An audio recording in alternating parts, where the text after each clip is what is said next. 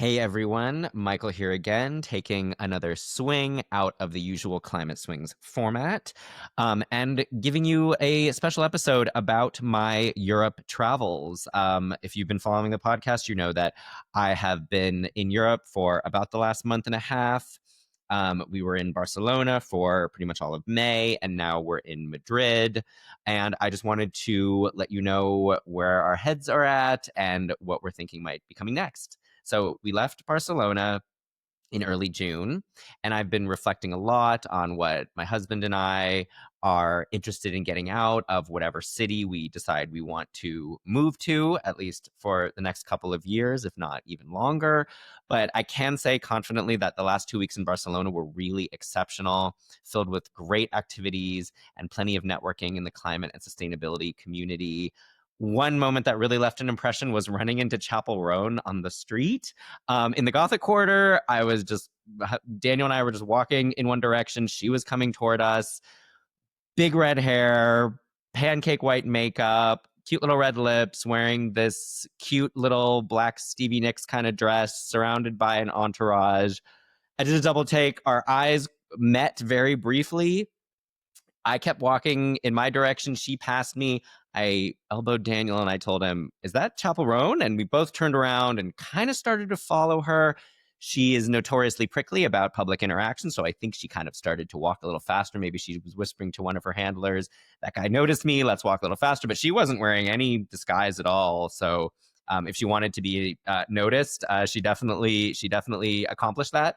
Unfortunately, we didn't get to say hello or stop and take a picture because her and her team basically just did a sharp right turn into a restaurant and disappeared into the back. No check-in, no hello, just disappeared. But that definitely left an impression. And so, Barcelona overall was a very bittersweet departure. I always knew it was going to come to an end, at least for now. If you're interested in a little bit more details, I wrote a LinkedIn post and I'll put a link in the show notes. And now, 2 weeks into our Madrid leg of the trip, I definitely noticed that there's a very strong contrast between the two cities. So, first, the good. Madrid is a beautiful, vibrant place filled with stunning architecture, monuments, and museums. We are staying in the lovely Malasaña neighborhood. For anybody familiar with Madrid, it's just like this, like out of a storybook, filled with these really charming cobblestone streets, very cute artisanal cafes, quirky boutiques, a lot of like art, galleries. It's really just stunning.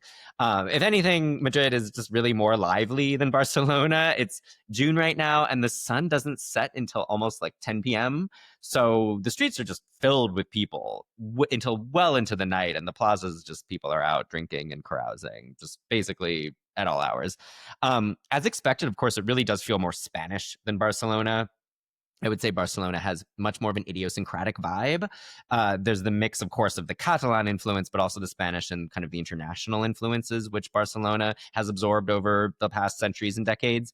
Of course, Madrid, being so Spanish, is a cultural powerhouse, of course, in the Spanish-speaking world.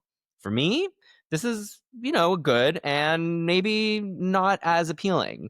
I did study Spanish for years in middle school and in high school and grew up around many Spanish speakers in the Bay Area. So Spanish culture has always sort of been there in the background for me.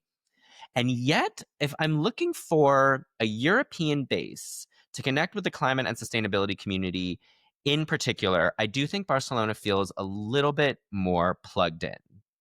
That's, of course, not to say that there isn't a climate community in Madrid.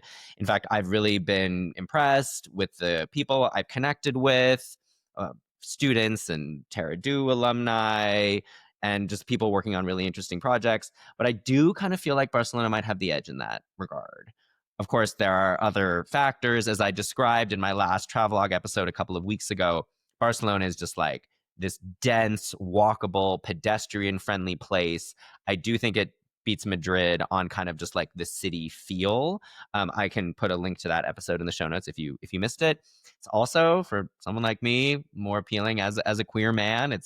Barcelona is very visibly and proudly queer. Honestly, I think it's probably the most LGBT friendly major city in Europe.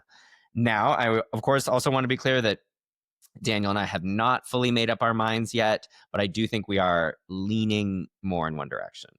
we have 2 more weeks in Madrid, and we definitely want to make the most of it. We have some friends, out of town friends, who are visiting right now. So we're going to be hanging out with them, sort of seeing the city as a tourist again. I'm making more appointments and connecting with more people in the climate space. So that's going to be interesting and exciting. One thing I definitely should note, especially if you haven't been here in this time of year, being here in June is tough. It's just so searingly hot that it's basically difficult to be outside from the hours of like 2 p.m. till 7 p.m. So just take note of that if you're planning on coming here at any point. But as the Danish say, there's no bad weather, only bad clothing. So we're not going to let it stop us from making the most of this and really enjoying the city. So thank you all for tuning into this special episode of Climate Swings, and I will be back next week with another interview with a trailblazer in climate and sustainability. And actually, this next one coming up is a really interesting episode, and I really encourage you to watch it on my Substack or my YouTube or on Spotify, since there's a really big visual component, which is a little different than my usual episodes. So in the meantime, have a good one, and I will see you next week.